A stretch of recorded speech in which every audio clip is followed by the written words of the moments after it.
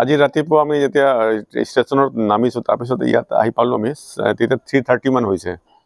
এতিয়া আমি সোমাইছোঁ ভিতৰতো দেখিছোঁ যেতিয়া তালা খুলিছোঁ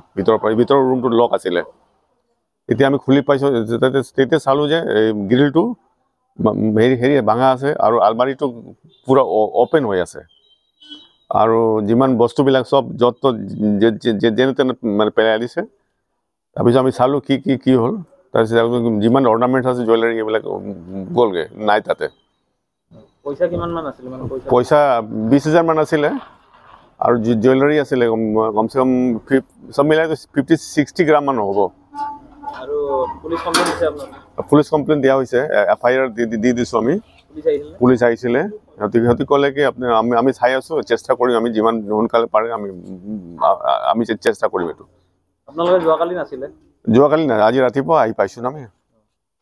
মানে ক'ৰবাত গৈছিলে আপুনি গৈছিলোঁ অলপ কাম আমাৰ আংকল এক্সপায়াৰ হৈছিলে তাৰ কাৰণে আমি অলপ হেৰি গৈছিলোঁ